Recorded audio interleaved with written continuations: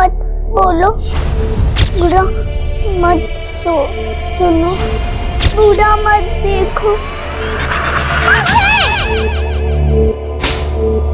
4 साल की मासूम बच्ची, इसने वो सब देखा है जिसे देखकर किसी की भी रूह कांप जाए।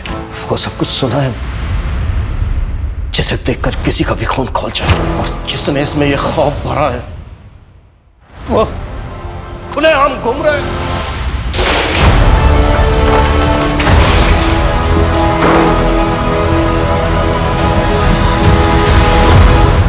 छोड़ूंगा नहीं मैं उसे।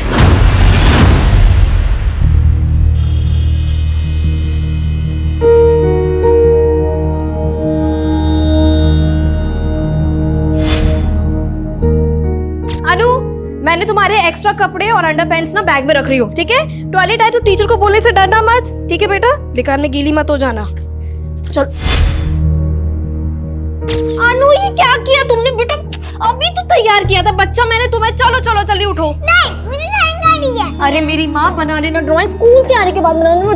चलो अभी चलो जल्दी जल्दी। पूरी भी बनानी है, बहुत सारे काम करने हैं, तैयार होना है, स्कूल जाना है ना? संजना, अन्नू तैयार हो गई? अरे यार, रोज इसके स्कूल की वजह से ना ऑफिस जाने के लिए लेट हो जाता हूँ मैं। जल्दी तैयार करो इसे। तो मैंने बोला था क्या अनु को इतनी दूर भेजो दादर पढ़ने के लिए? एक तो मेरी बेटी बेचारी 29 किलोमीटर दूर जाती है, ऊपर से उसका नियरेस्ट बस स्टॉप यहाँ से इतना दूर है, 20 किलोमीटर, सांता क्रूज में। तुम्हारी प्रॉब्लम क्या है? रोज सुबह सुबह शुरू हो जाती हो। जो भी कुछ कर रहा हो उसकी भलाई के लिए कर। मैं चाहता हूँ उसे अच्छी एजुकेशन मिले और तुम हो कि तुम तो ऐसे बात कर रहे हो जैसे तो इसकी हाई स्टडीज चल रही। रोहन, प्री स्कूल तो यहाँ बोरीवली में भी है ना? Stop it Sanjana. अभी ऑफिस जाना हो तो शाम को आऊंगा ना, तब आराम से लड़ लेना मुझसे। रोहन, तुम्हें क्या हो जाता है? मैं तुम्हें तो कुछ भी कहना चाह रही होती ना, पता नहीं क्यों तुम्हारा ईगो बीच में आ जाता है। अरे वाह, मेरी बेटी रेडी हो गई। हाँ, पारी दो। चले स्कूल? ओके, शाम को आएंगे ना तो पापा आपको आइसक्रीम खिलाएंगे। बताओ कौन सा फ्लेवर खाओगे? चॉकलेट। अरे वाह, वेरी गुड। ये लो लंच बॉक्स। अच्छा हाँ सुनो, हाँ? अमरीश को बोल देना इसे टाइम से पिक कर ले। हाँ मैं बोल दूंगी। सुनो तो सही, थोड़ा हंस के जाओ। Bye bye.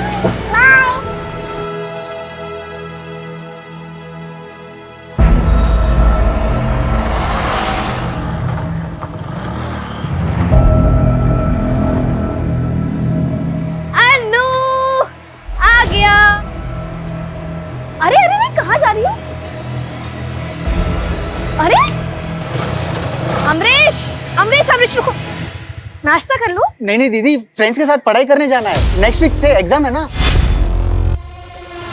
और दीदी, वो अनु को मैं पिक नहीं कर पाऊंगा एग्जाम्स खत्म होने तक। ठीक है कोई बात नहीं, मैं मैनेज कर लूंगी। चल चाय पी ले, उसके बाद जाना। नेक्स्ट टाइम दीदी, please please next time please.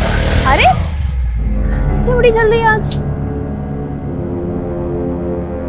अनु, आते ड्राइंग चेंज तो कर लेती बेटा। टिफिन फिनिश किया? आज फिर से सुसु किया तुमने? स्कूल वाली माँ से अंडरपैंट चेंज किया? सेकेंड। हाँ माँ जी, अनु अभी आई है स्कूल से। हाँ मैं बिल्कुल ठीक हूँ। आपके घुटनों का दर्द कैसा है?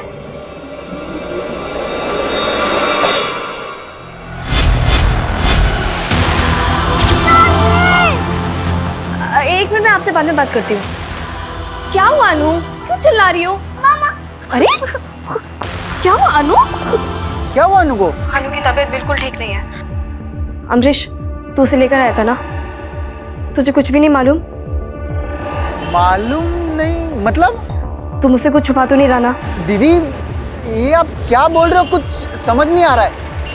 वैसे हुआ क्या है? नहीं, मैं तुझसे बाद में बात करती हूँ।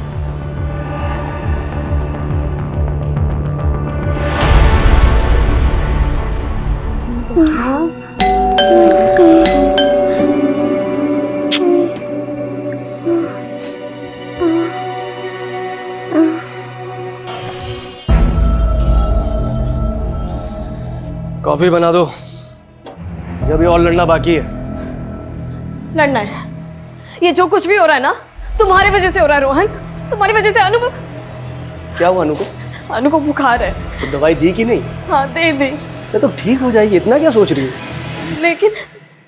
लेकिन क्या? अरे लेकिन क्या हुआ है? बोलो ना। कुछ नहीं, तुम नहीं समझोगे रोहन। इधर आओ, मैं नहीं समझूंगा। दिमाग खराब है क्या तुम्हारा? जब देखो उल्टी बातें करती रहती हो।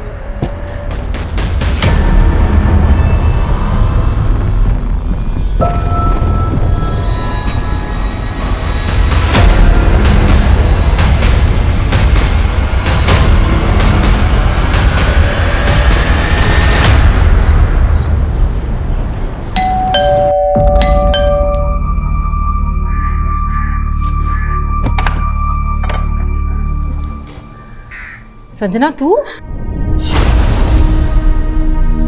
क्या बात कर रही है संजना? अनु सिर्फ 4 साल की है। नहीं नहीं नहीं नहीं, नहीं ऐसा नहीं है। 4 साल की लड़की के साथ कोई ऐसे थोड़ी कर सकता है। अच्छा रोना बंद कर। और मुझे ये बता, जब अनु स्कूल से आई थी तो उसने तुझे क्या बताया? उसे कहाँ समझ है रश्मि। स्कूल से आने के बाद बस रोज जा रही थी, अजीब सी बिहेव कर रही थी। उसके बाद से उसको बुखार आ गया। एक बात बोलूं,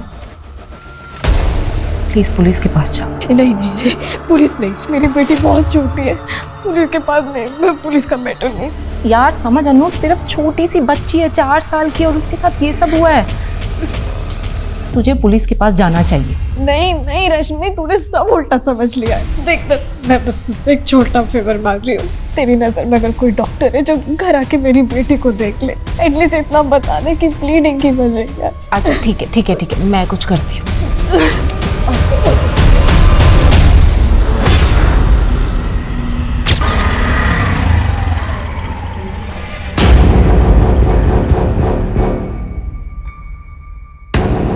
क्या? अनु सिर्फ 4 साल की है? जी सर, लेकिन अनु की मदर श्योर नहीं है कि अनु के साथ, और सर उसकी मदर ने मुझे ये भी बताया अनु के प्राइवेट पार्ट्स में उसने इंजरीज भी देखी। पर सर मुझे लगता है कि अनु के साथ ज़रूर कुछ गलत हुआ है, और अनु की मदर संजना यहाँ पुलिस स्टेशन आकर केस फाइल नहीं करना चाहती। लेकिन रश्मि जी, आपने यहाँ आकर बहुत अच्छा किया, पर हमें पहले ये कंफर्म करना होगा कि अनु का रेप हुआ है या नहीं।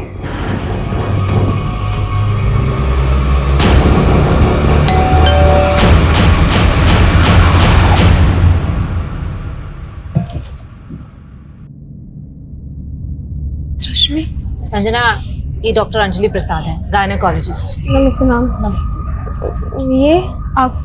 जी मैं इनकी असिस्टेंट हूँ। आपकी बेटी कहाँ है? कल रात से उसको 3 बार बुखार आ गया। मैंने दवाई भी दी, लेकिन फीवर नहीं उतर रहा डॉक्टर। लेकिन आपके दोस्त ने तो कहा कि अनु को ऑकवर्ड इंजरीज भी आई है। इंजरीज तो हाँ बेटा, हाँ मम्मा इधर ही। हाँ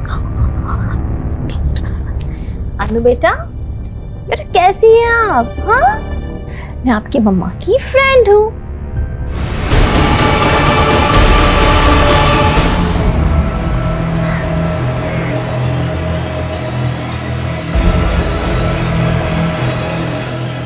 संजना जी, मैं पुलिस इंस्पेक्टर अभिमन्यु चिंतन। इंस्पेक्टर जी, आपकी फ्रेंड रश्मि ने हमें सब कुछ बता दिया है, और अभी डॉक्टर ने भी कंफर्म कर दिया है। रश्मि ने आपको? देखिए, मैं आपकी उलझन समझ सकता हूँ। रेप विक्टिम की 90% फैमिलीज बिल्कुल ऐसा ही सोचती हैं जैसा आप सोच रहे हैं। मेरी बेटी बहुत छोटी है सर। मेरी बेटी 4 साल की, सिर्फ 4 साल की। उसके साथ कोई ऐसा। इसी बात को लेकर तो मैं भी परेशान हूँ संजना जी।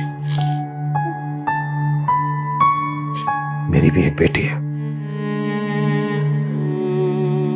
मैं भी एक बेटी का बाप हूं। देखिए, मैं इस केस को सिर्फ एक ऑफिसर की तरह नहीं देख रहा हूं। संजना जी प्लीज हमें बताइए, अनु के साथ किसने किया ये सब? संजना जी, ये क्या हुआ है हमारी अनु के साथ? आप अनु के फादर? जी, आप कौन? मैं पुलिस इंस्पेक्टर अभिमन्यु चिंतन। सर आप 2 मिनट मुझे अपनी वाइफ से बात करने दीजिए। इधर आओ। रश्मि को बता दी, पुलिस को बता दी, मुझे कुछ नहीं बताया। बताने की कोशिश की थी मैंने तुम्हें, लेकिन सर मैं आपके हाथ जोड़ती हूँ सर आप प्लीज चले जाइए। मेरी बेटी बहुत छोटी है सर, ना तो उसमें इतनी हिम्मत है कि वो आपके सवालों के जवाब दे। संजना जी, मैं समझ सकता हूँ कि आप पूरी तरह से टूट चुकी हैं, लेकिन प्लीज मेरी बात समझिए। वो क्रिमिनल इस वक्त आजाद घूम रहा है। ऐसे पेडोफिल पूरी सोसाइटी के लिए खतरा है। ये सिर्फ एक क्राइम करके नहीं रुकते हैं। देखिए, अगर उसको नहीं रोका गया तो आज उसने आपकी अनु को नुकसान पहुंचाया है, कल वो किसी और अनु को नुकसान पहुंचाएगा। प्लीज समझिए मेरी बात को। और मैं नहीं जानती सर किसने किया मेरी बच्ची के साथ। देखिए संजना जी, ये कब हुआ, कैसे हुआ, कुछ तो अंदाजा होगा आपको। तो मेरी बच्ची स्कूल गई थी, बहुत अच्छी थी, बहुत खुश थी। फिर जब वापस आई तो अरे क्या हुआ अनु? छोड़ो। अनु ने कुछ तो बताया होगा आपको। अनु की तो जुबानी से सिल गई सर। सर आप क्यों परेशान कर रहे हैं हमें? देख नहीं रहे हम आपसे बात करने की हालत में नहीं है अभी। प्लीज जाइए आप। मुझे नहीं लगता कि अनु आपको कुछ बता पाएगी, और मैं ये सजेस्ट भी नहीं करूँगी कि आप उससे बात करके उसे वो सब याद दिलवाएं। सर वो सिर्फ 4 साल की है, मेंटली और फिजिकली दोनों लिहाज से हेल्पलेस है। उसे इस ट्रॉमा से बाहर निकालना ही हमारी प्रायोरिटी है। और हमारी प्रायोरिटी है अनु के गुनहगार को जल्द से जल्द पकड़ना, वो भी विक्टिम के स्टेटमेंट के बिना। सर अनु की ये ड्राइंग किस बात का इंडिकेशन दे रही है? ये देखिए सर, ये तीसरा बंदर जो बुरा ना देखने की सीख देता है, पर ये तो देख रहा है। क्या इस ड्राइंग का क्रिमिनल के साथ कुछ लेना देना हो सकता है? गांधी जी के 3 बंदरों में से एक बंदर की सीख है कि बुरा मत देखो, तो शायद ये बुरा देख रहा है। हो सकता है सर सीख देने वाला ही अपनी सीख के विपरीत काम कर रहा है। लेकिन सीख देने वाला कौन? टीचर या फिर अनु के स्कूल से जुड़ा हुआ कोई?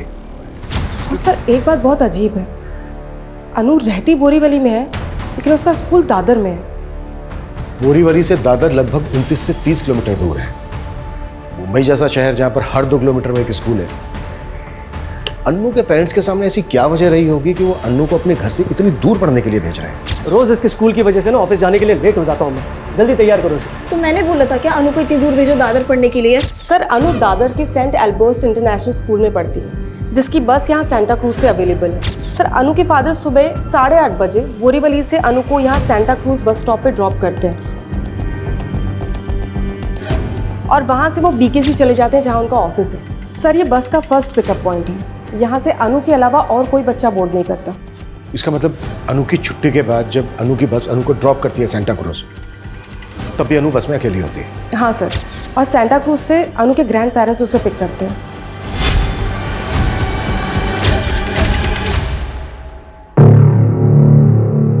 सर अनु अपने ग्रैंड पेरेंट्स के यहाँ 1 बजे से 3 बजे तक रहती है। उसके बाद उसका मामा उसे वहाँ से लेकर बोरीवली ड्रॉप कर देता है। अनु का मामा? यस सर, अनु का मामा अमरीश अनु की माँ का कजिन ब्रदर है। सर वो बैंड्रा के कॉलेज में पढ़ता है और वही अनु को बोरीवली ड्रॉप करता है। अनु की माँ संजना के मुताबिक सुबह स्कूल जाने से पहले अनु बहुत खुश थी, तब उसने ये 2 बंदर बनाए थे, बुरा मत बोलो बुरा मत सुनो, और स्कूल से आने के बाद उसने ये तीसरा बंदर बनाया था, बुरा मत देखो, और तब वो परेशान थी। सर वो सुबह 8 बजे अपने फादर के साथ स्कूल के लिए निकली थी और शाम को 5 बजे अपने मामा के साथ घर वापस आई थी। यानी कि 9 घंटे। इसका मतलब सर अनु के साथ जो कुछ भी हुआ है वो इन 9 घंटों में हुआ है। इन 9 घंटे में जो एक मिनट अनु के साथ बीता है, उसे हर एक मिनट की मुझे डिटेल्ड इंफॉर्मेशन चाहिए। अनु के स्कूल से शुरुआत करते हैं, लेकिन जांच हमें बहुत संभल कर करनी होगी क्योंकि वो पीडोफाइल अलर्ट हो सकता है। हमें सब कुछ बहुत ही अच्छे से ऑब्जर्व करते हुए आगे बढ़ना है। Is that clear? Yes sir. Sir अभी आपने जो कहा ना पीडिया फाइल, मुझे उसका मतलब समझ नहीं आया। ठरकी, ऐसे लोग जो स्पेशली बच्चों को अपनी हवस का शिकार बनाते हैं, और ऐसे लोग लड़के लड़कियों में भी फर्क नहीं करते। इन्हीं की बदौलत हर घंटे में एक बच्चा मोलेस्टेशन का शिकार हो रहा है, और इससे पहले कि वो किसी दूसरे बच्चे को अपनी हवस का शिकार बनाए, हमें उस तक पहुंचना होगा।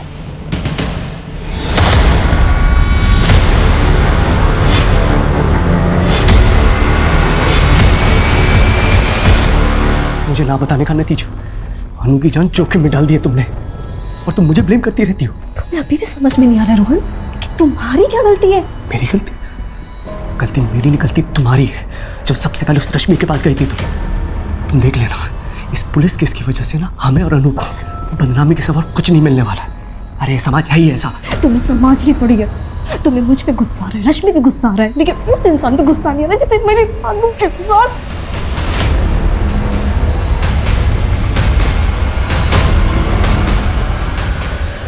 प्लीज मुझे और मेरी बेटी को अकेला छोड़ दो।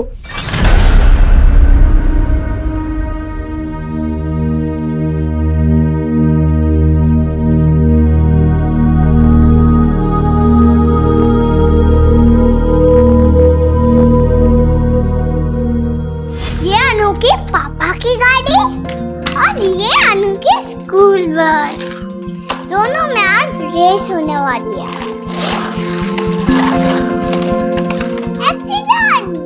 एक्सीडेंट? अरे बाप रे, ये अनु के पापा की गाड़ी और स्कूल बस में कब रेस हुई? आज ही तो फिर जीता कौन? पापा, पापा ऑलवेज विन। तेरे पापा के आगे हमेशा मैं हार जाती हूँ। तू ही तो है जिसने हमें जोड़ के रखा मेरे बच्चों।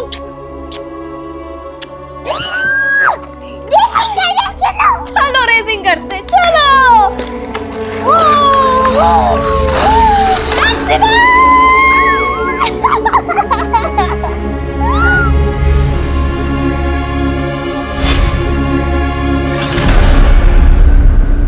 आपके स्कूल में कितने टीचर और कर्मचारी हैं जो मेल हैं?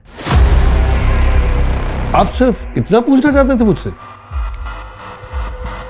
देखिए मनीष जी, आपकी स्कूल की एक बच्ची के साथ रेप हुआ है। रेप? क्या बात कर रहे हैं सर? ऐसा यहाँ हो ही नहीं सकता। हुआ है, तभी आए हम यहाँ पर। आपके साथ कोई गुफ्तगू करने नहीं आए हैं। अब आप ये बताइए कि आपके स्कूल में कितने पुरुष अध्यापक हैं, पुरुष कर्मचारी हैं, आपको मिलाकर?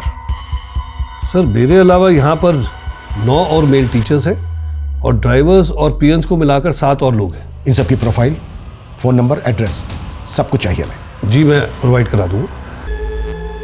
अनु की क्लास टीचर को बुलाइए।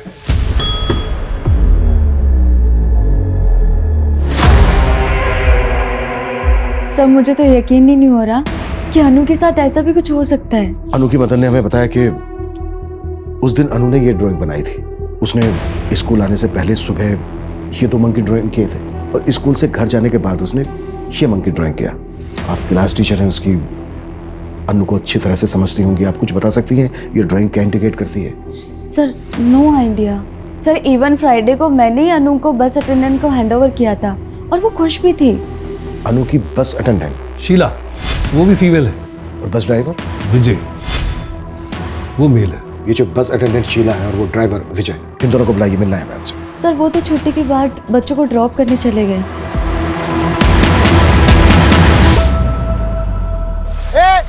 अरे रुको, अरे भाई कहाँ जा रहे थे आप लोग? अनु? अंकल अनु तो आज नहीं आई स्कूल। क्या? चल विजय।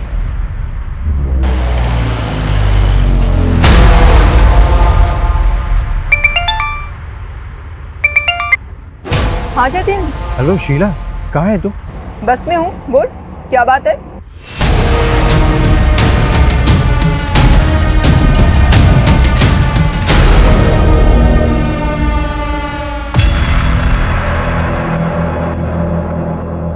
अमरीश, तुम मेरे घर के बाहर क्या कर रहे हो? रश्मि दीदी, मैं आप ही से मिलने आया था। वो विक्की ने बताया आप काम से बाहर गई थी। मुझसे मिलने? क्या काम था? संजना दीदी का घर लॉक्ड है, फोन कर रहा हूँ, फोन नहीं उठा रही है, वही पूछना था कहाँ है वो। क्यों अमरीश, तुम्हें पता नहीं है कि अनु हॉस्पिटल में एडमिट है? अनु हॉस्पिटल में? नहीं तो फ्राइडे नाइट से मैं मेरे फ्रेंड के घर पे एग्जाम्स की तैयारी कर रहा हूँ। फ्राइडे नाइट के बाद मैं घर आया नहीं था। अनु को हुआ क्या है? अनु सर्व कृपा हॉस्पिटल में एडमिट है। संजना और रोहन भी वहीं पर ही है। तुम एक काम करो, उनसे जाकर मिल लो। ठीक है, मैं अभी जाता हूँ।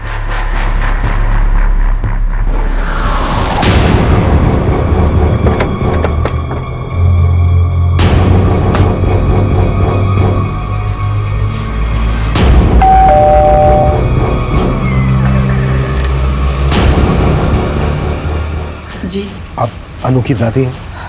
जी हाँ। विक्की, बेटा क्या हुआ है, ऐसे क्यों बैठे हो? कुछ नहीं, बस पैर में दर्द हो रहा है। दर्द हो रहा है? कहीं गिर गए थे? नहीं।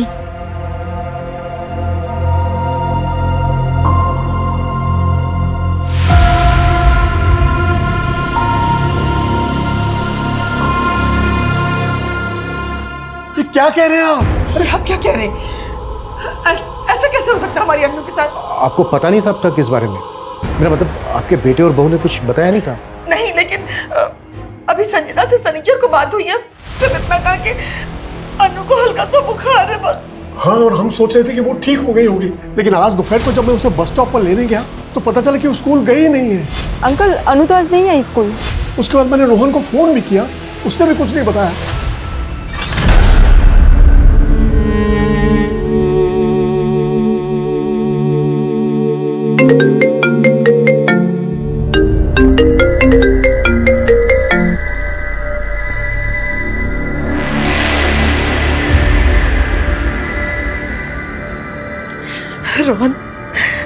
रोहन बेटा, ये मैं अनु के बारे में क्या सुन रही हूँ? हम मैंने वो बताया ना कि उसे बुखार है।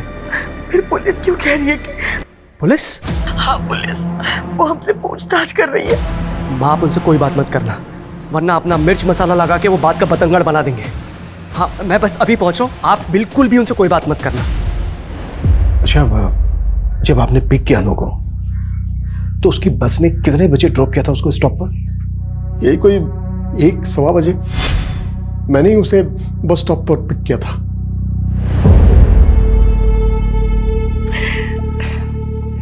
ये लो, मैं जरा अपने दोस्त से मिल के आता हूँ। उसके बाद मैं शाम तक घर आया, लेकिन तब तक अनु अपने मामा के साथ घर जा चुकी थी। रमेश जी, जब आपने अनु को बस स्टॉप से पिक किया तो कैसी थी वो? कुछ चेंज लगा आपको उसमें दूसरे दिनों के मुकाबले? नहीं, वैसे तो ठीक ही लग रही थी, लेकिन हाँ, थोड़ी चुप चुप सी थी। और उसकी दादी ने भी कहा कि उसने ठीक से खाना भी नहीं खाया था।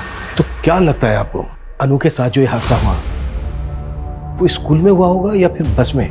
मैं नहीं कह सकता सर, लेकिन हाँ, बस में वो लास्ट स्टॉप पर उतरती थी और सेकेंड लास्ट स्टॉप भी खार का है, तो ये 15 मिनट वो बस में अकेली ही होती थी। खार से लेकर सेंटा क्रूज तक बस में अनु के साथ 2 ही लोग होते थे, लेडी अटेंडेंट और ड्राइवर। इन पर शक है आपको? हाँ, ड्राइवर। तो रमेश जी, आपके कहने का मतलब ये है कि... 1 मिनट सर, अभी इस बारे में हम कुछ भी बात नहीं कर सकते। मेरे बेटे ने मना किया। ये कैसी बात कर रही हैं आप? देखिए, अगर आप लोग बात करने से कतराएंगे तो अनु के गुनहगार तक कैसे पहुंच पाएंगे हम? लेकिन मेरा बेटा तो... ये भी तो सही कह रहे ना, एक तो पहले ही अनु का एडमिशन इतने दूर करवा दिया और ऊपर से ये... रमेश जी, आप वो ड्राइवर की कुछ बात कर रहे थे। ये ड्राइवर जैसे लोगों पर ना ज्यादा भरोसा नहीं कर सकते। क्या साहब, हमेशा क्या हम ड्राइवर लोग ही बुरे होंगे? गरीब है तो क्या गुनहगार बना दोगे? ज्यादा शाण पट्टी नहीं मेरे साथ, समझा? और वैसे भी तू बचने वाला तो है नहीं बेटा। अनु जैसे ही ठीक होगी ना, वो सब बता देगी। साहब, अनु जितनी मेरी खुद की बेटी है। छी, इतना गंदा नहीं है मैं। देख Sheela, second last bus stop पे अनु के अलावा सारे बच्चे उतर जाते हैं। वहाँ से सेंटा क्रूज तक 15 मिनट अनु सिर्फ तुम्हारे और ड्राइवर के साथ रहती है।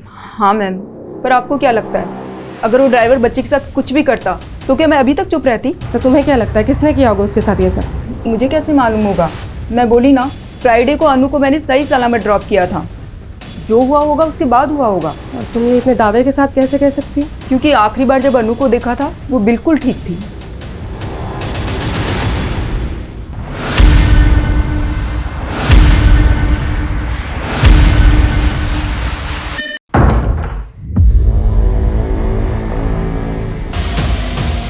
दीदी, ये सब आप उस दिन फोन करके ये बताना चाहती थी कि अनु के साथ...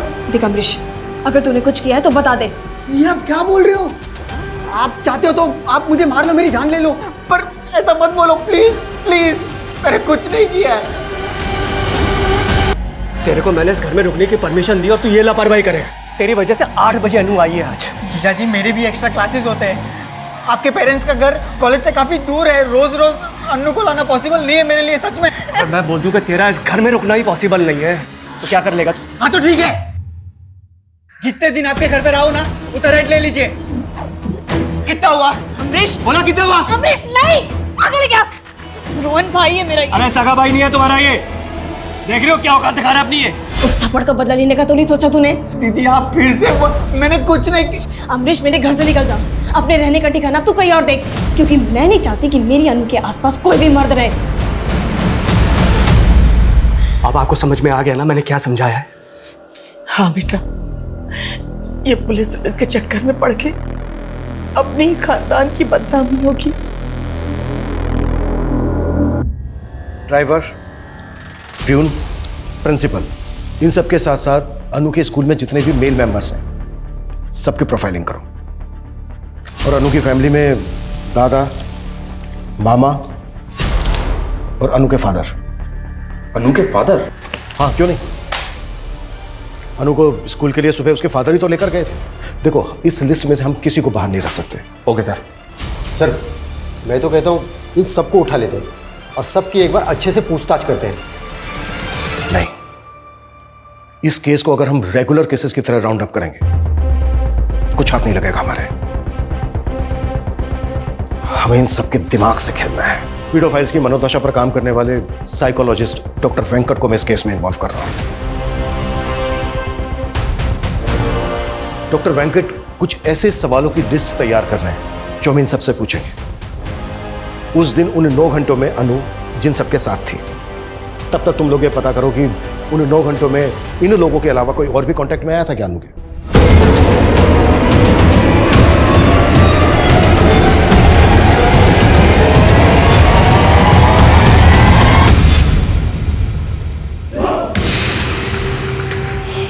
हैप्पी टिड्डे विकी।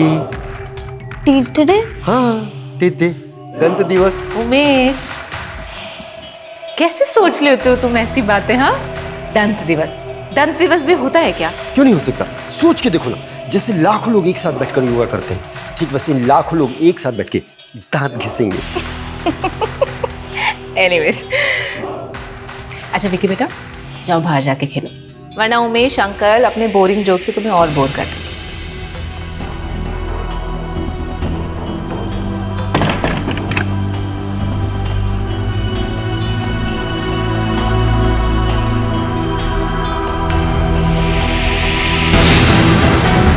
सर हमारे जितने भी सस्पेक्ट हैं, मैंने इन सब के डिजिटल फुटप्रिंट चेक किए हैं। इन सभी के सोशल मीडिया पे फीमेल फ्रेंड्स हैं। ज़्यादा कुछ नहीं है, सिर्फ वर्चुअल इंटरेक्शन। सोशल मीडिया पे आजकल ये कॉमन है। चैट हिस्ट्री कैसी है, वल्गर है या फिर नॉर्मल? विकी और अमरीश की चैट हिस्ट्री में कहीं कहीं वल्गैरिटी नजर आती है, और इन सब की ब्राउजिंग हिस्ट्री में जाएं तो लगभग ये सब के सब पोर्न साइट्स पे जाते हैं। आंकड़ों के मुताबिक 85 से 90% internet user porn site visit करते हैं। लेकिन सर प्रॉब्लम ये है कि इन डिजिटल फुटप्रिंट्स के बेसिस पे हम इनमें से किसी को भी अनु का रेपिस्ट साबित नहीं कर सकते। लेकिन शर्मा, इन सब की मानसिकता को समझना बेहद जरूरी है। साइकोलॉजिस्ट डॉक्टर वेंकट आ रहे हैं जो इस केस में हमारी मदद करेंगे।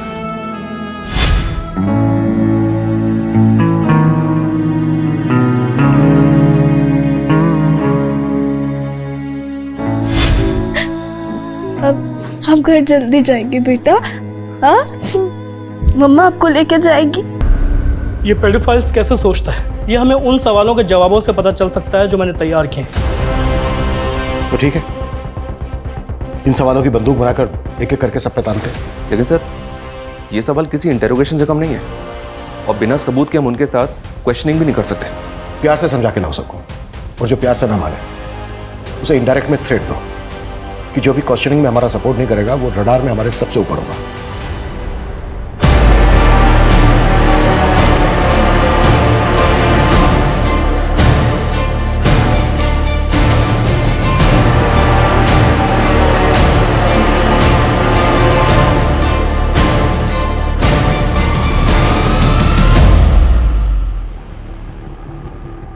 क्या साहब आप लोग फिर से ले आए? एग्जाम है तेरा, पास कर और निकल जा।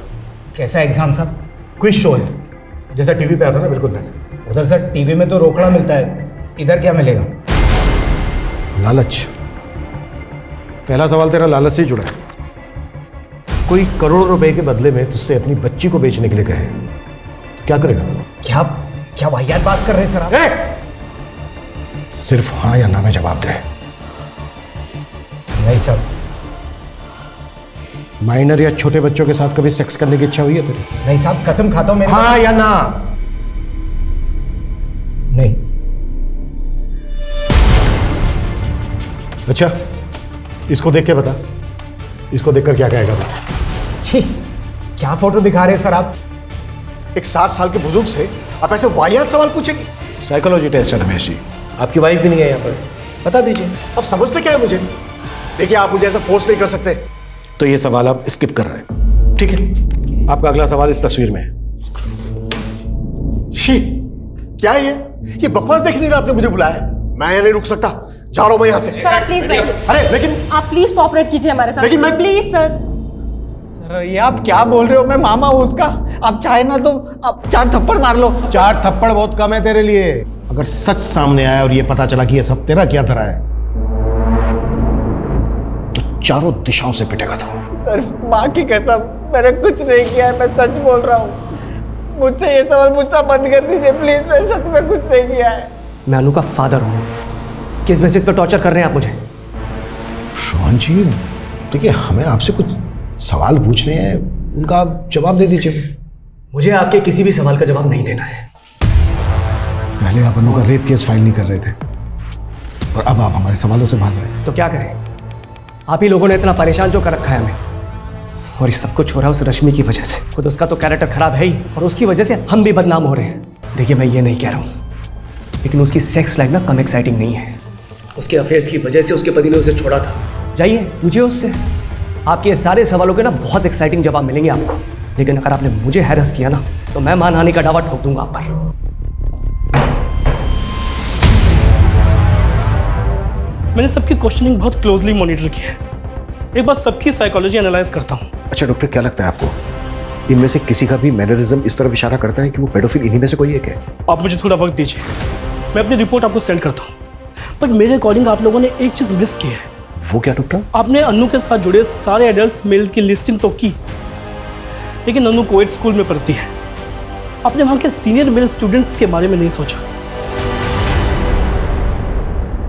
आजकल माइनर लड़के भी अक्सर भटक जाते हैं, इट्स वेरी कॉमन। मैंने लाइफ में इतना टॉर्चर नहीं झेला है। वो कह रहे थे कि मैंने अनु के साथ। संजना को भी ऐसा ही लगता था। क्या तुमने? ये आप क्या बोल रहे हो दीदी? वो पुलिस तो रोहन जीजू को भी उठा के लेके गई। इसका मतलब उन्होंने भी। I don't know. अमरीश, आज के बाद ना तुम मेरे घर पर मत आना। मेरा भी बेटा और मैं नहीं चाहती। अच्छा, आपको पता है वो कैसा है? अगर मैंने अपना मुंह खोल दिया ना। क्या बकवास कर रहे हो? He watches you with your boyfriend। उसने ही बताया था मुझे। बकवास।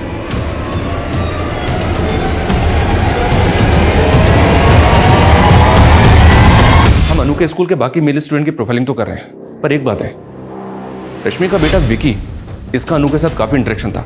इनफैक्ट कई दफा तो अनु विकी के साथ उसके घर में भी खेलती थी। रश्मि का बेटा? अच्छा, रोहन का कहना है कि रश्मि के कई अफेयर हैं। रश्मि का एक बॉयफ्रेंड है उमेश, इसके बारे में पता कर रहे हैं। पर मेरा ऐसा मानना है सर कि हमें विकी के बारे में भी डिटेल में पता करना चाहिए। अच्छा, डॉक्टर वेंकट की रिपोर्ट आई है और वो इंडिकेट करती है कि हमारे जितने भी मेल सस्पेक्ट हैं उनमें से जो ये आदमी है, इसने जो सेक्स रिलेटेड क्वेश्चंस पे जो रिएक्ट किया है और उनका जवाब देने में जितना टाइम लगाया, उससे यही लगता है कि इस आदमी का सेक्स को लेकर नजरिया बहुत ही स्ट्रेंज है। मे बी ये सेक्स को लेकर किसी भी हद तक जा सकता है। तो मतलब सर आप ये कहना चाहते हैं कि हमें इसको और क्लोजली मॉनिटर करना चाहिए? करेक्ट। इसकी पास्ट एक्टिविटीज पता करो और इसके हर मूवमेंट पे नजर रखो।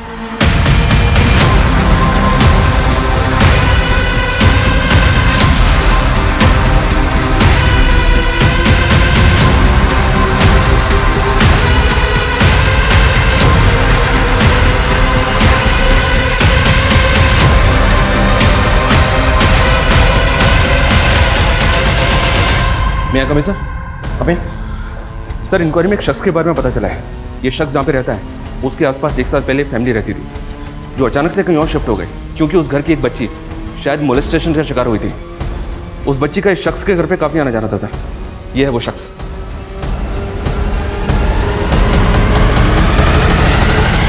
डॉक्टर वेंकट ने भी अपनी रिपोर्ट में इसी को इंडिकेट किया था। शर्मा, मूव।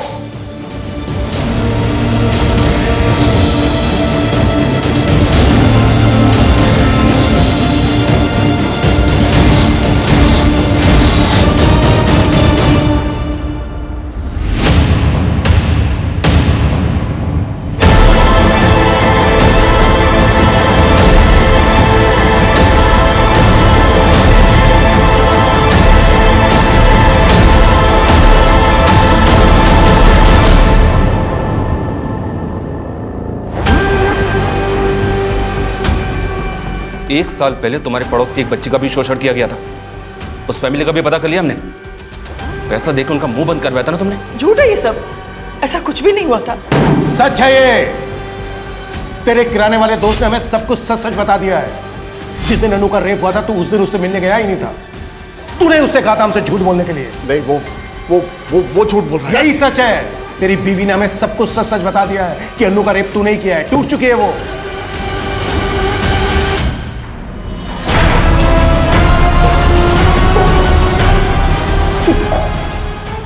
अब सब कुछ सच सच बोलेगा या फिर मैं मेरे तरीके से बुलवाऊं? नहीं, मैं बोलता हूं।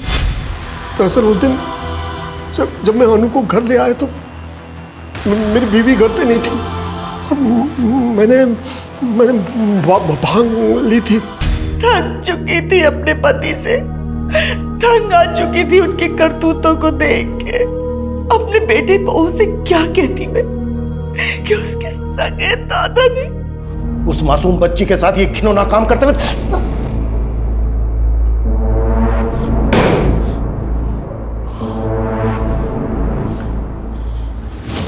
अगर तू उम्र दराज नहीं होता तो तू सोच भी नहीं सकता कि मैं तेरी क्या हालत करता।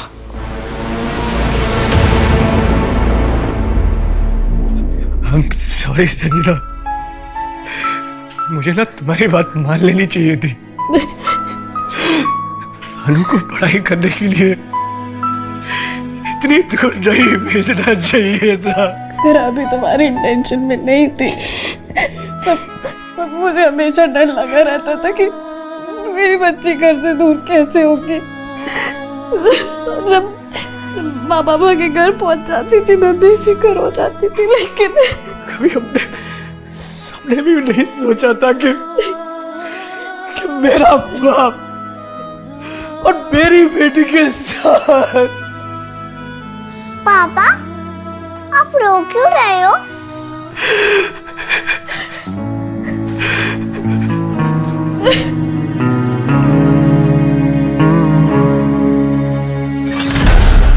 मैंने कहा था ना, ये जो पेडोफाइल होते हैं, ये जिन मासूम बच्चों को अपना शिकार बनाते हैं, उनमें से 90% बच्चे अपने पेरेंट्स, अपने गार्जियंस को कुछ बता ही नहीं पाते हैं। और ये लोग अपना टारगेट बदलते रहते हैं। इस केस में भी ऐसा ही हुआ। रमेश का गुनाह 1 साल पहले बाहर आ सकता था, लेकिन रमेश के पड़ोस में जो फैमिली रहती थी उसने केस ही रिपोर्ट नहीं किया। और रमेश की वाइफ वो रमेश का गुनाह जानते हुए भी उसकी शील्ड बनी रही।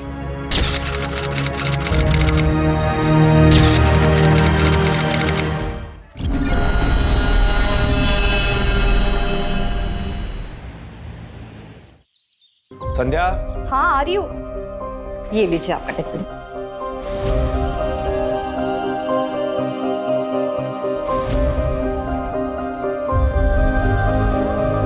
संध्या, इस घर में अकेली रह लोगी?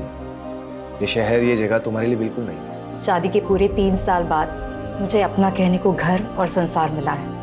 आप यहाँ अकेले थे, वहाँ मायके में मैं अकेली थी।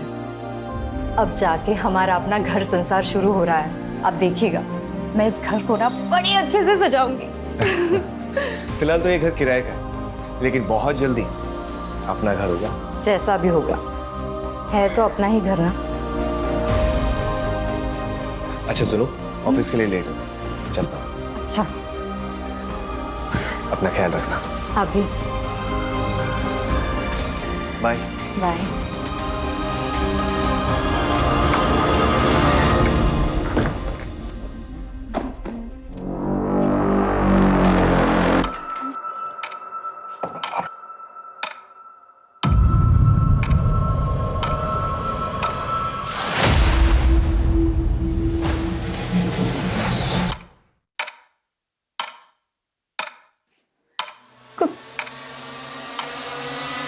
कौन है?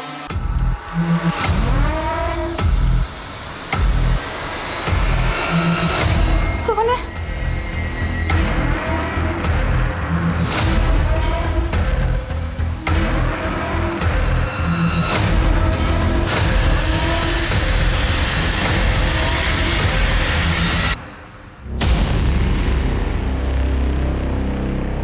बहुत डर लगता है आपको? नहीं, तो प्रॉब्लम क्या है? डिप्रेशन। मर जाने को दिल करता। लाइफ की ये टेंशन मुझे बर्दाश्त नहीं हो रही है। आपके अंदर काफी कुछ दबा हुआ है जो आपको बाहर लाना होगा। मैं आपकी मदद करूंगा, जज भी नहीं करूंगा आपको। अरे बाबा, झगड़ा नहीं करूंगा। अच्छा तुम बैठो। अब बताओ क्या प्रॉब्लम है? दोपहर में मैं जब घर ठीक कर रही थी तो मुझे ऐसा लगा कि यहाँ कोई है। इस घर में आने जाने के दो रास्ते हैं, एक बाहर की तरफ खुलता है और एक गार्डन की तरफ। और जैसा तुमने बताया कि दोनों दरवाजे बंद थे, इस शहर में नहीं, इस घर में भी तुम अकेली। सिर्फ तुम्हारा वहम होगा। एक काम करते हैं, मैं चेयर अप करने के लिए एक पार्टी करते हैं।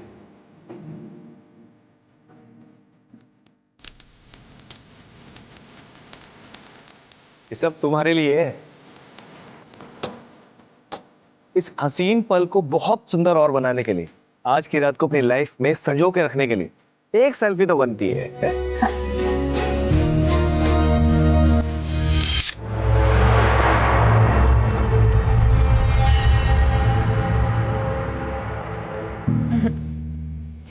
आप जानते हैं ना, मैं शराब नहीं पीती। प्लीज मेरे लिए। सिर्फ आपके लिए। चीयर्स। चीयर्स।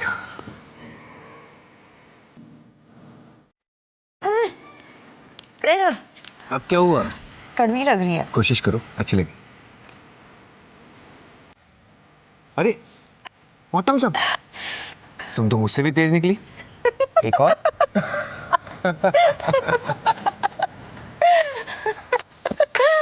अब मुझे दोनों क्यों दिखाई दे रहे हैं?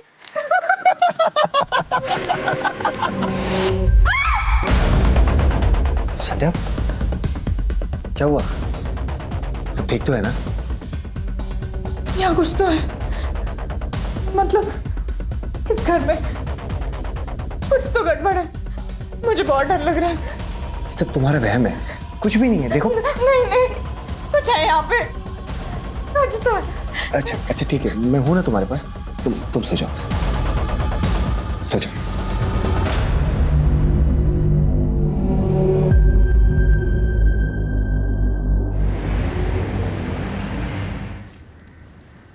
माँ, मुझे बहुत डर लग रहा है। पता नहीं ऐसा क्यों लगता है कि कोई संकट आने वाला है। कभी कभी किसी घर में वास्तु दोष होता है, किसी पंडित को बुलवाकर वास्तु शांति की पूजा पाठ करवा लो, सब ठीक हो जाएगा।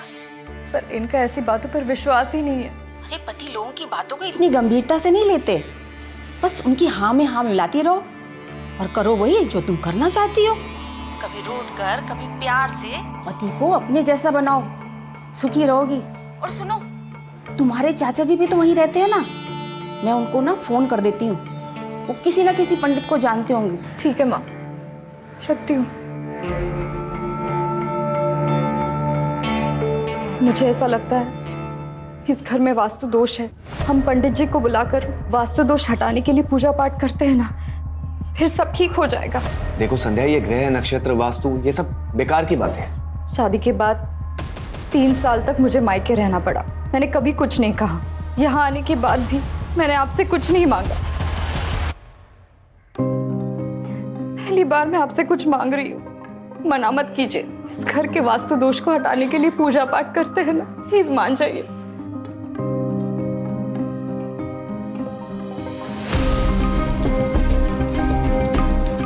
ओम भू स्वाहा तत्सवितुर्वरेण्यं भर्गो सर्वार्थ साधिके शरण।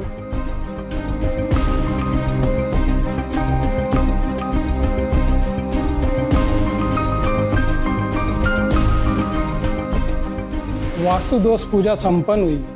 अब कोई चिंता की बात नहीं है।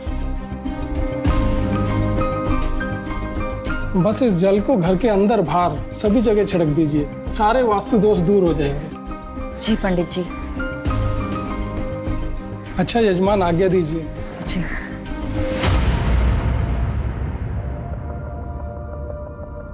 सुनिए, ये आपका टिफिन। संध्या, लेट हो रहा ऑलरेडी।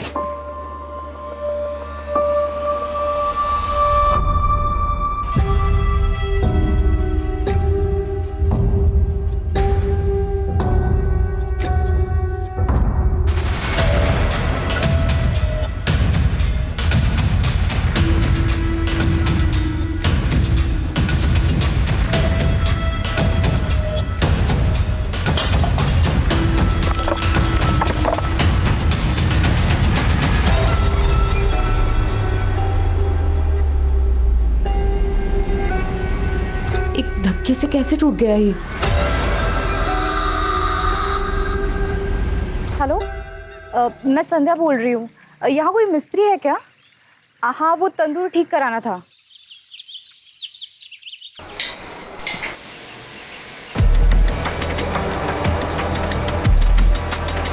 तुलिका टॉवल देना।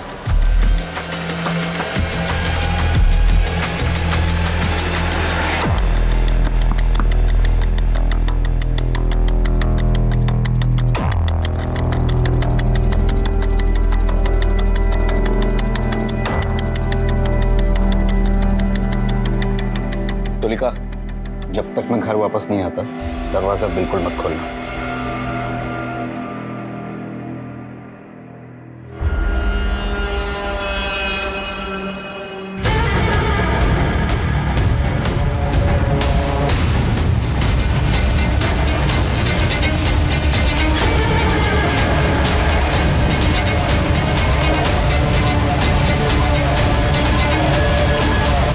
तुलिका, आपकी मैरिड लाइफ कैसी चल रही है? I mean love life. Married life और लव लाइफ बहुत अलग अलग होते हैं सर।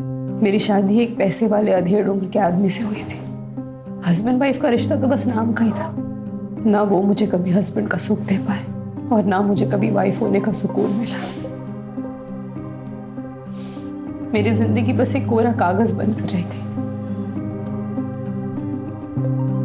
ऐसे में मेरी जिंदगी में कोई ऐसा आया जिसने मेरी पूरी जिंदगी बदल कर रख दी।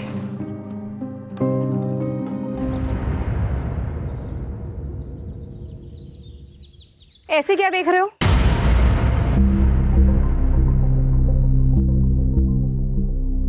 आप हैं ही इतनी खूबसूरत, बचपन से फैन रहे हैं आपके। लगता है आपने हमें पहचाना नहीं। रजत? बाप रे, कितने बड़े हो गए तुम। नहीं। अरे वाह, मुझे तो नाश्ते पे किसी ने बुलाया ही नहीं। तुम कोई मेहमान हो क्या? फैमिली मेंबर हो। हक से बैठो और हक से खाओ। अरे वाह, आपके हाथ के बने खाने का स्वाद तो पूरी दुनिया में कहीं नहीं मिल सकता। एक और दो।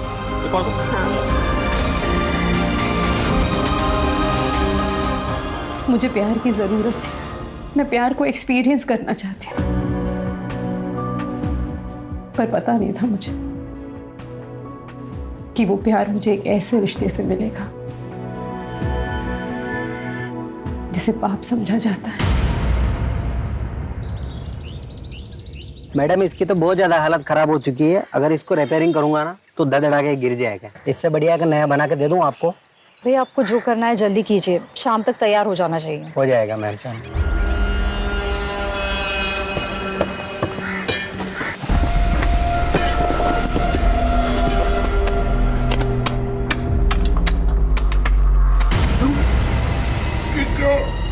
मैडम को बुला ले। ये देखिए मैडम।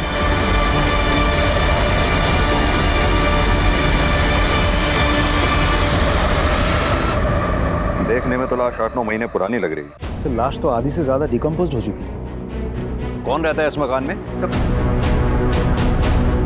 मेरा नाम है श्याम श्रीवास्तव। ये आप ही का मकान है? नहीं सर, हम तो किराए पे रहते हैं सर। इसके मालिक तो बगड़िया जी है।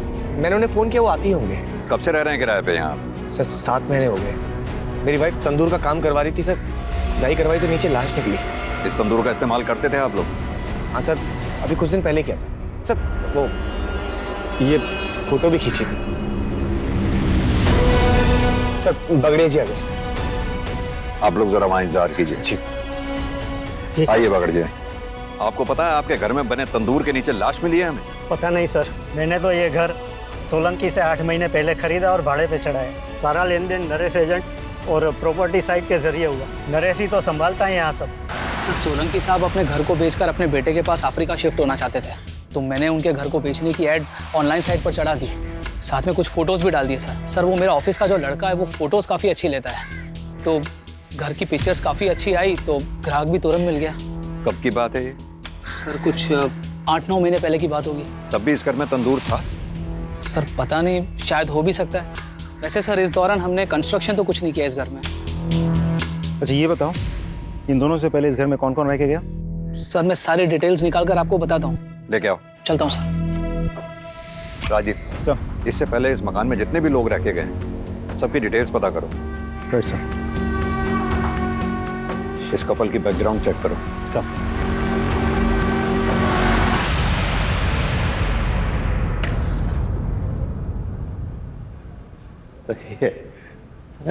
अरे वाह, शादी के 3 साल होने के बाद भी इतना प्यार कैसे कर लेते हैं? अरे भाई करना ही पड़ता है, पत्नी से प्यार नहीं करेंगे तो घर गृहस्थी का पंचनामा बनवाना है क्या? और इनसे प्यार करने के अलावा हमारे पास कोई और रास्ता है क्या? अरे भाई जरा संभल के, आपको पता है ना आप हमारी मासी के बारे में बात कर रहे हैं। चांद निकल आया। हाँ चलो चांद निकल आया। आओ।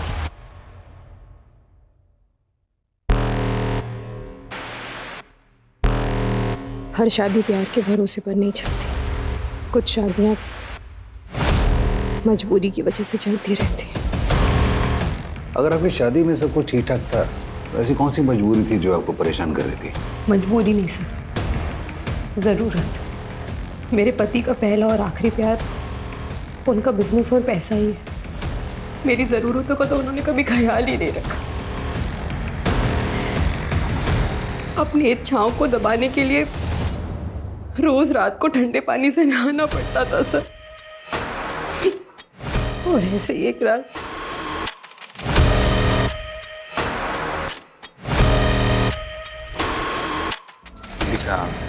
बहुत थक गया हूँ, नींद आ रही है।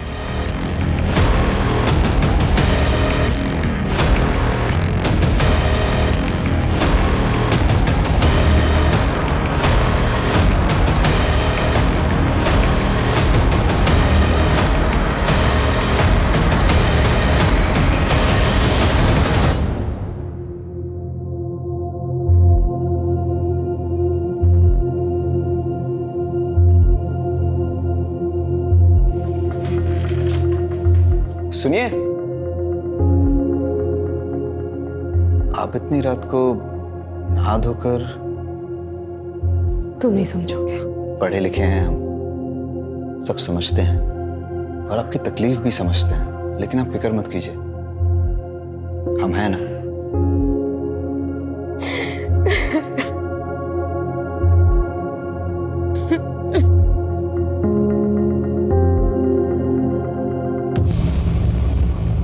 सर, पोस्टमार्टम और फॉरेंसिक रिपोर्ट आ गई है। आपका शक सही था, लास्ट लड़की की ही है। मौत करीब 7 से 8 महीने पहले हुई है। उस दौरान किसी लड़की की मिसिंग कंप्लेंट आई थी क्या? एक औरत ने मिसिंग कंप्लेंट लिखवाई थी सर, लेकिन सर वो औरत कुछ दिनों के बाद वापस आई और मिसिंग कंप्लेंट वापस ले लिया। मिसिंग कंप्लेंट की किसने दी? सर उसका नाम तबस्सुम जहां है। और मिसिंग कौन हुआ था? सर तबस्सुम जहां की भांजी, उसका नाम गजरा है। साहब उस घर में ना कुछ बाराती रुके हुए थे, नाच गाने की फरमाइश थी, तो मैंने अपनी एक लड़की गजरा को वहाँ भेज दिया, पर वो वापस आई ही नहीं। तो फिर मैंने पुलिस थाने जाकर रिपोर्ट लिखवा दी। फिर वो दूसरे दिन ही वापस आ गई, पूरा बाटली मार के बेवड़ी पड़ी थी। फिर जैसे ही उसको होश आया तो वो घर पे आ गई। फिर मैंने भी थाने जाकर रिपोर्ट वापस ले ली। गजरा है कहाँ, बुलाइए। उसे टीबी हो गया था ना साहब, तो नाच गाना छोड़ के वो अपने गाँव चली गई। उसका फ़ोन नंबर दीजिए। नंबर था साहब, लेकिन मोबाइल मैंने दिया था ना उसको, तो जाते समय वो मोबाइल दे के गई। ठीक है, तो पुराना वाला नंबर दे दीजिए। साहब वो तो मैंने बेच दिया मोबाइल। घर का पता तो होगा, वो दे दीजिए। मेरे पास नहीं है साहब। राजीव, दाल में कुछ काला है, गजरा को ढूंढो पहले तो। और हाँ, इस तबस्सुम की भी डिटेल्स निकलवाओ।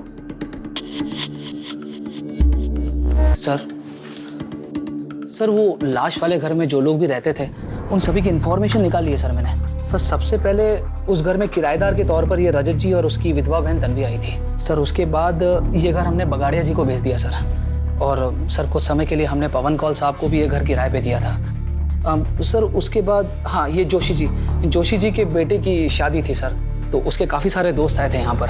रजत और उसकी बहन की डिटेल्स? सर एक्चुअली वो डायरेक्ट पार्टी थी सोलंकी जी की, तो उन्हीं के पास सारी डिटेल्स होगी। लेकिन हाँ सर, मैंने हाँ रजत जी का फ़ोन नंबर निकाल लिया सर उनके पड़ोसियों से। सर मेरे बेटे के 2-3 दोस्त रुके थे उस घर में।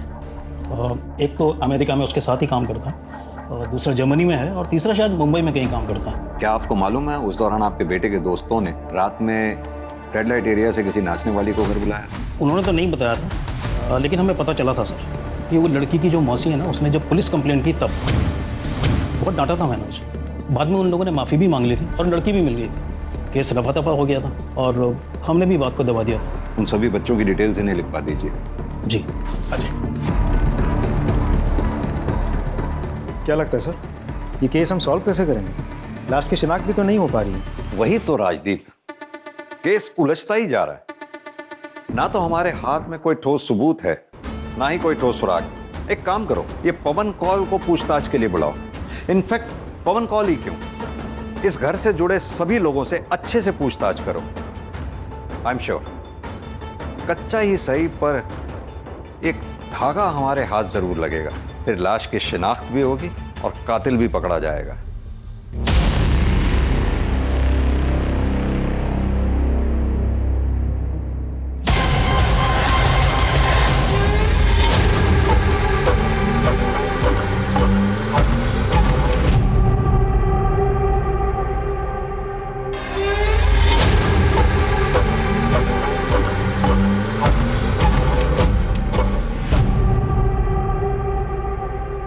सर हमारा एक और फ्रेंड था समीर, काफी टाइम से उससे कोई कांटेक्ट नहीं हुआ है। वो शायद मुंबई में रहता है सर। कौन से कॉलेज में पढ़े हो आप लोग? Sir city college sir. City college से समीर का एड्रेस लो और समीर की सारी डिटेल्स निकालो। Right sir. फंक्शन के दौरान जिस घर में तुम्हारे दोस्त रुके थे, उस घर में बने तंदूर के बारे में कुछ जानते हो? नहीं सर, हम तो ऑल द टाइम हॉल में ही थे, वहां जाने की कोई नीड ही नहीं पड़ी सर हमें। जरूरत पड़ी तो फिर बात करेंगे तुम्हारे साथ। सर, शाम के बारे में सारी इन्फॉर्मेशन निकाल ली। 3 साल पहले शाम की शादी संध्या से हो तो गई थी, लेकिन इंटरेस्टिंग बात यह है कि साथ ही उसके ऑफिस कोलीग प्रीति के साथ उसका अफेयर भी चल रहा था।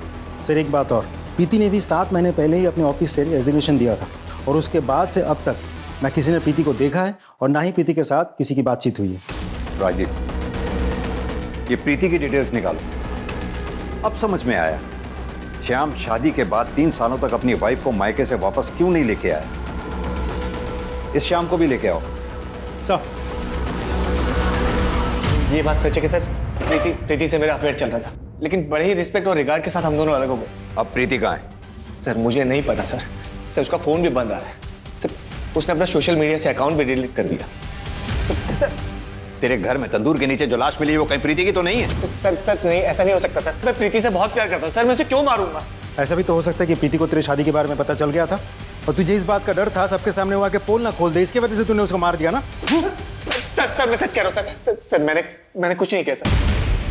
सर इसके फोन से प्रीति की फोटोग्राफ्स लो, उसका नंबर लो और उसे कांटेक्ट करो। फोन दे। सर नंबर तो डज नॉट एग्जिस्ट बता रहा है। प्रीति का फोन बंद होने से पहले कहां पे एक्टिव था, उसकी लास्ट लोकेशन पता करो, उसके कॉल डिटेल रिकॉर्ड्स भी निकालो, प्रीति के ऑफिस के रिकॉर्ड से उसका परमानेंट एड्रेस भी पता करो। सर फोन कॉल आया है, बुलाओ उन्हें। जी सर। देखिए सर, मेरे बेटे के जन्म संस्कार का फंक्शन था, बहुत सारे रिश्तेदार आए थे, इसलिए मैंने वो घर कुछ दिनों के लिए किराए पर लिया था। आपके रिश्तेदार जो उस घर में ठहरे थे, क्या उनमें कोई महिला भी थी?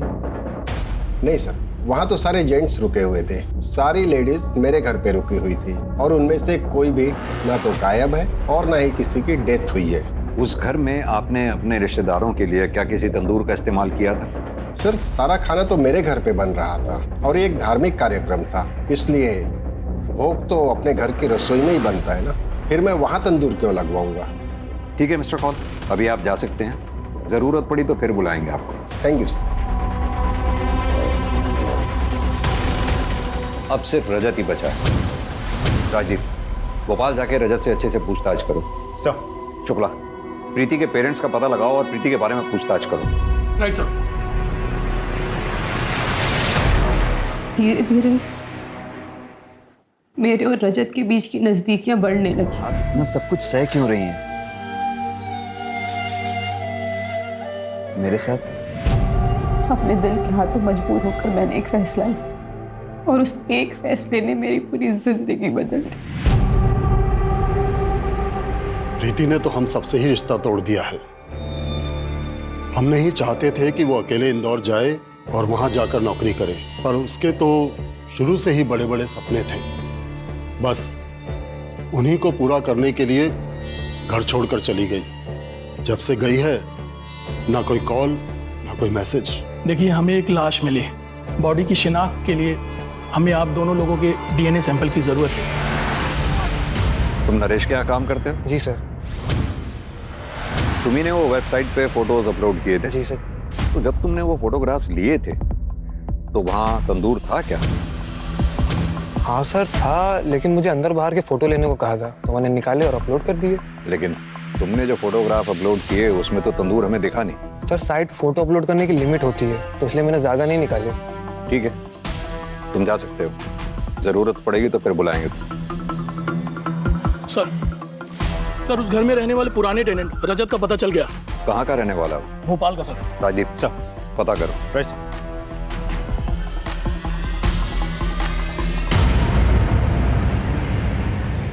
हाँ सर, हम वहीं पे रहते थे अपनी बहन के साथ। आपका नाम? तन्वी। और वहाँ का तंदूर भी कभी कभी इस्तेमाल करते थे। लेकिन आप ये सब क्यों पूछ रहे हैं? क्योंकि आपके पुराने घर के तंदूर के नीचे से हम ये लाश मिली है। क्या सर? लेकिन हम जब रहते थे तब ये तंदूर का शेप ऐसा नहीं था। क्या ये वही तंदूर नहीं है? Are you sure? 100% सर।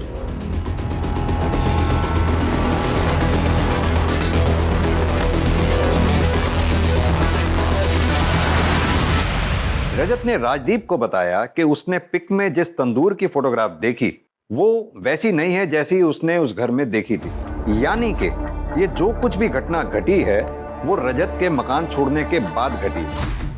उस एरिया के आसपास जितनी भी बिल्डिंग मटेरियल शॉप्स हैं वहां पता करो कि पिछले 7-8 महीनों में ये हमारी सस्पेक्ट्स लिस्ट में से क्या कोई ऐसा है जिसने तंदूर बनाने जैसा सामान, सरिया, चूना, सीमेंट इत्यादि, और सबसे इंपॉर्टेंट जीटी ब्रांड की ईंटें जो हमें मौकाए वारदात से मिली थी, खरीदी हैं। हर एरिया में एक वॉचमैन होता है। वॉचमैन को पता होता है उस एरिया की एक्टिविटीज के बारे में। इस एरिया के वॉचमैन से बात करो, देखते हैं क्या बताता है।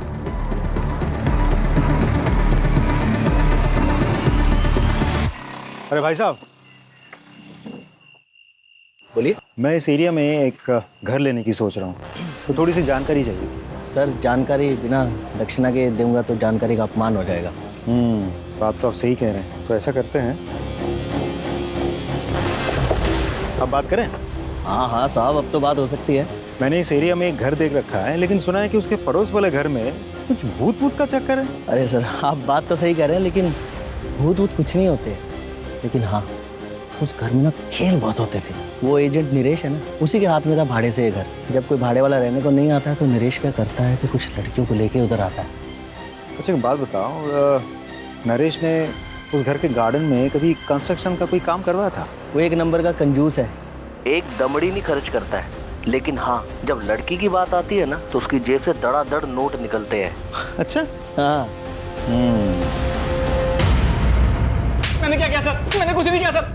मैं सब बताता हूँ सर, मैं सब बताता हूँ सर, सब बताता हूँ सर। राजदीप,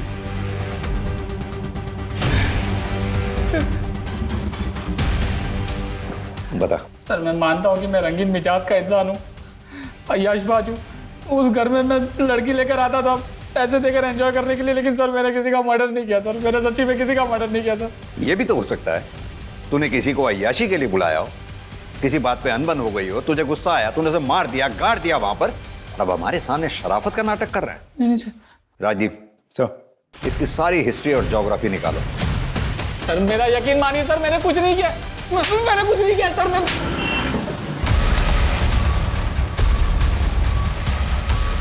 सर यही है जीटी ईंटों का सप्लायर। हाँ सर, क्या चाहिए आपको? पिछले 8-9 महीनों में आपके दुकान से किस किस ने कंस्ट्रक्शन मटेरियल खरीदा है, जैसे कि इस तरह की ईंटें? सर हमारे पास हर खरीद का रिकॉर्ड रहता है। मैं जितनी जल्दी हो सके आपको सब डिटेल पहुंचा दूंगा। ठीक, thank you. Sir forensic report आ गई है सर। सर डेड बॉडी की उंगलियों में कुछ बाल फंसे हुए थे सर, लेकिन उन बालों का डीएनए डेड बॉडी के साथ मैच नहीं कर रहा सर। वो बाल जरूर उस कातिल के होंगे। एक काम करो, नाखून से मिले बालों का डीएनए हमारे केस से जुड़े सारे सस्पेक्ट्स के डीएनए से मैच करके देखो। जरूर उस कातिल के होंगे। और वो रेड लाइट एरिया वाले खबरी के बारे में कुछ पता चला? सर वो अभी मुंबई गया हुआ, आज शाम को वापस आएगा सर। ठीक है सर। बताओ अब्दुल, क्या खबर है? गजरा वापस तो नहीं आई थी, पर पता नहीं तबस्सुम सबसे कहती फिर रही थी गजरा वापस आ गई। सुनने में ये भी आया है तबस्सुम ने गजरा का सच छुपाने के लिए काफी मोटी रकम ली है। हाँ साहब, ये बात सच है कि जोशी ने मुझे बहुत सारे पैसे दिए गजरा का केस वापस लेने के लिए। ये भी झूठ बुलवाया कि उसे टीबी हुआ है और वो वापस अपने गांव लौट गई है। ये सब उन लड़कों की वजह से हुआ है। खानदान के नाम पर कालिक पुत जाती, इसलिए हमने तबस्सुम को लाखों देकर उसका मुंह बंद करवाया। हुआ क्या था? वो बैचलर्स पार्टी के अगले दिन जब मेरा बेटा और उसके दोस्त जागे, उन्होंने देखा कि ना तो वहां पे गजरा थी और ना ही समीर था। समीर गजरा को लेकर भाग गया था सर। दोनों मेरे बेटे और उसके दोस्तों के वॉलेट और सारे वैल्यूएबल्स लेकर भाग गए थे सर। पुलिस कंप्लेंट क्यों नहीं लिख पाई थी तुम? अगर पुलिस कंप्लेंट हो जाती तो मेरे बेटे का रिश्ता नहीं टूट जाता और ग्रीन कार्ड बनने ही वाला था उसका। हमारी तो सारी मेहनत बेकार हो जाती सर। क्या चाहते हैं आप मिस्टर जोशी? आपकी कहानी पे विश्वास करें? यह भी तो हो सकता है ना कि गजरा को आपके बेटे और उसके दोस्तों ने मिलकर मार दिया और फिर वहां गाड़ दिया हो और अपने पैसे के बल पर तबस्सुम का मुंह बंद करवा दिया। और फिर आपने कहा बच्चे विदेश चले गए, क्योंकि आप अच्छी तरह से जानते हैं हम अपने तरीके से उन्हें इंटेरोगेट करना चाहे तो उन्हें इंडिया बुलाना मुश्किल है। क्या खूब कहानी बनाई है आपने। राजदीप सर, इनसे अपने तरीके से पूछताछ करो और इनके बेटे और उसके दोस्तों को इंडिया बुलाने की व्यवस्था करो। अब मैं इन सेशंस के लिए नहीं आ पाऊंगी। क्यों? वो मेरा पति, वो मेरी जान का दुश्मन बना हुआ है। मुझे तो लगता है जैसे वो मुझे जान से ही मार डालेगा। इसलिए आप कुछ दिन में घर से ही नहीं निकलूंगी। तो आप पुलिस की हेल्प लीजिए ना। पुलिस के पास जाऊंगी तो दुनिया भर को सब कुछ पता चल जाएगा। सब मेरा मजाक उड़ाने लगेंगे और ये सब मैं बर्दाश्त नहीं कर पाऊंगी। एक काम कीजिए, आप ये रखिए, इसमें मेरा नंबर है। अगर आपको मेरी कोई जरूरत लगे तब जरूर कॉल कीजिए। Thank you.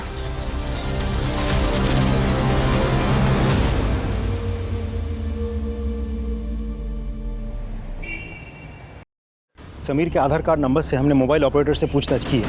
एक नंबर मिल गया है जो समीर के आधार कार्ड पर रजिस्टर्ड था, लेकिन वो नंबर लखनऊ का है। हम लखनऊ पुलिस से कोऑर्डिनेट कर रहे हैं, बहुत जल्द वो हमारी गिरफ्त में होगा।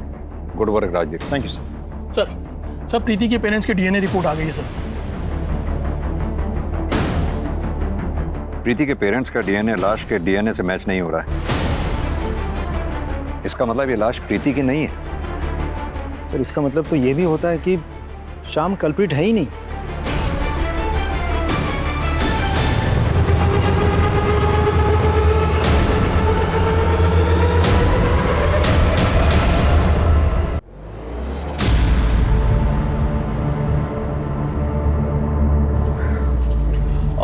सर मैं हूं समीर, आप लोग मुझे ही ढूंढ रहे थे और ये है गजरा।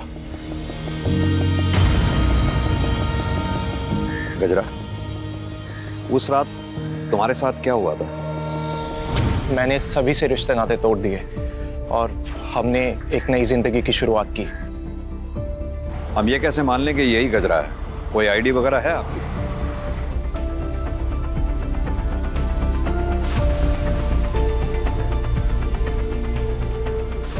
पता है समीर, रोजाना हम अपराधियों से, घटिया लोगों से, जुर्म करने वालों से मिलते हैं, लेकिन तुम जैसे लोगों की वजह से ही इंसानियत जिंदा है। Proud of you.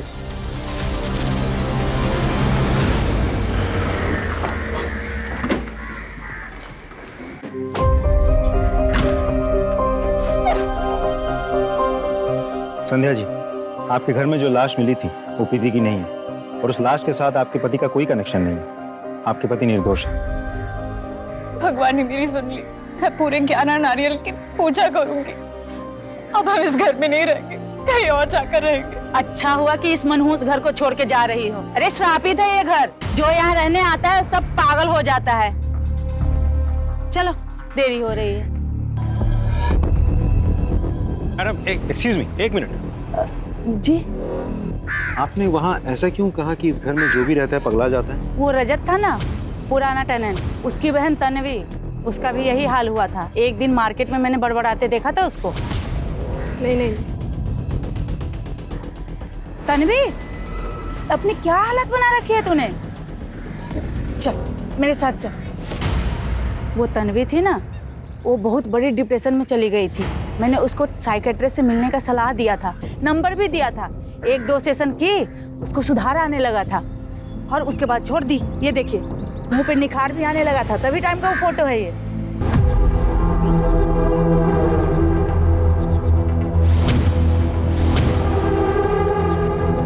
सर, मैं भोपाल में जिस तन्वी से मिला था और यहाँ जो तन्वी रहती है, दोनों में बहुत फर्क है सर। मैं आपको पिक दिखाता हूँ। ये देखिए सर, ये है असली तन्वी।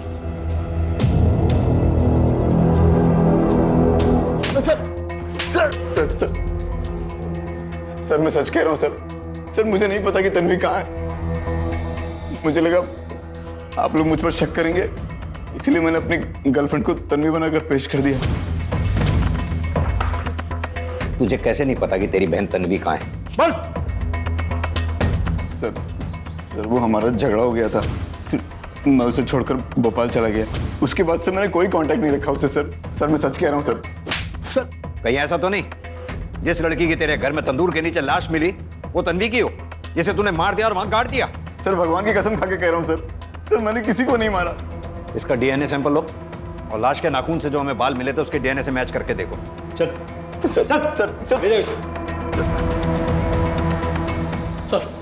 सर साइकेट्रिस्ट विनीत आए जो तन्वी का इलाज कर रहे थे। सर तन्वी का असली नाम तुलिका है और वो रजत की बहन नहीं, मौसी थी।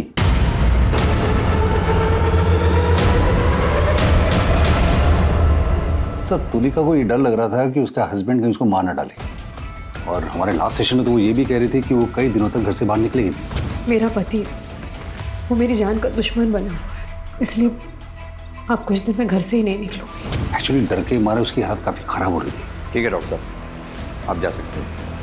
Thank you.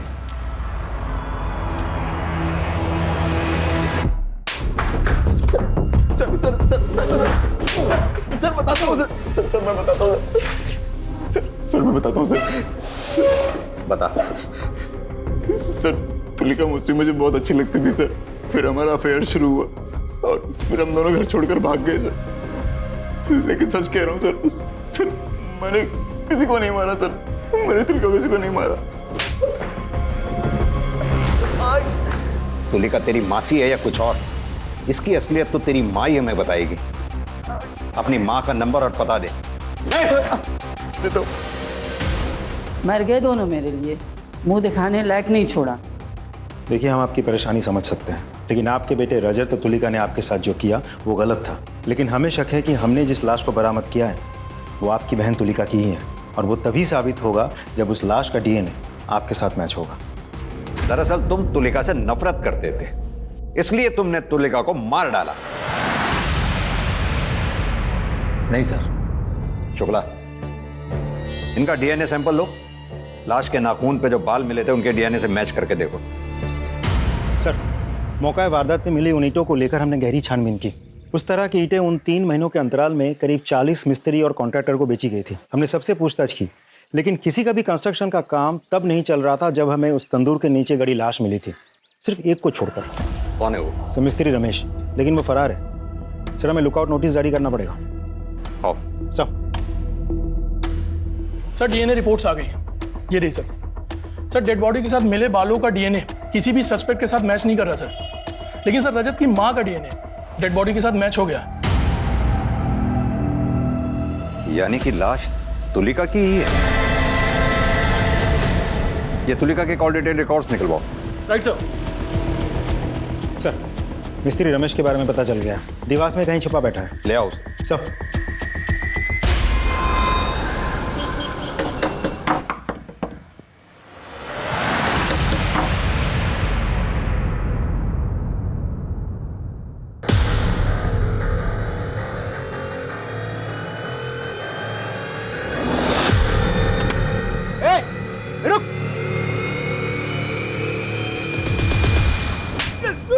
किसको नहीं मारा है साहब? किसी को नहीं मारा है। तो फिर देवास में क्यों छुप के बैठा था? बोल। जब से तंदूर के नीचे से लाश मिलने की खबर आई मैं घबरा गया था साहब। लेकिन क्यों घबरा गया था? साहब क्योंकि 4 लाश दफन थी साहब, मैंने उसी पे तंदूर बना दिया था, लेकिन मैंने मारा नहीं है साहब। तूने नहीं मारा तो फिर किसने मारा? वो साहब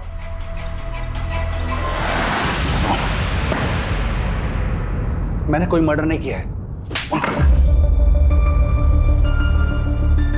3 बातें तुम्हारे खिलाफ इशारा कर रही। पहला, हमारे पास तुम्हारे मोबाइल लोकेशन रिपोर्ट जो साबित करती है इस बात को कि तुलिका के मर्डर के समय तुम वहीं थे। दूसरा, मिस्त्री रमेश का बयान जिसे तुमने तुलिका की लाश गाड़ के ऊपर तंदूर बनाने को कहा। तीसरी बात, तुलिका के नाखूनों से मिले बाल का डीएनए तुम्हारे डीएनए से मैच हो गया। रिपोर्ट आई जाएगी, तुम्हें बताना ही पड़ेगा सब कुछ अपने बारे में। तो अब तुम खुद बताओगे या हम अपने तरीके से पता करें डॉक्टर विनीत? बताता हूं। तुलिका ने मुझे कॉल किया था, मैं उसके घर गया था। ये सब मेरे साथ क्या हो गया?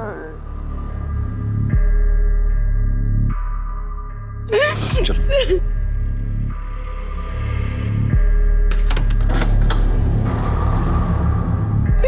सबने मुझे धोखा दिया, सब मुझे चुप कर चले, मैं बिल्कुल अकेली हो गई। तुम ऐसा क्यों कह रही हो कि तुम अकेली रह गई? मैं हूं ना तुम्हारे साथ, तुम्हारा ख्याल रखूंगा, तुम्हारा ध्यान रखूंगा, तुम्हारे साथ रहूंगा। तुम चिंता मत करो। कि कैसी बातें कर रहे हैं आप? डॉक्टर है मेरे। तुलिका, मैं तुम्हारा डॉक्टर हूं, तुम्हारे सारे राज जानता हूं। और उसके बाद मैंने फिर से एक नया तंदूर बनवा दिया। एक मरीज का अपने डॉक्टर के ऊपर भगवान से भी ज्यादा भरोसा होता है। तुमने मरीज का भरोसा ही नहीं तोड़ा, उस बेचारी तुलिका की इज्जत भी लूटने की कोशिश की, और यही नहीं, उसे जान से भी मारा। पूरी कोशिश करूंगा कि कम से कम तुम्हें फांसी की सजा जरूर मिले।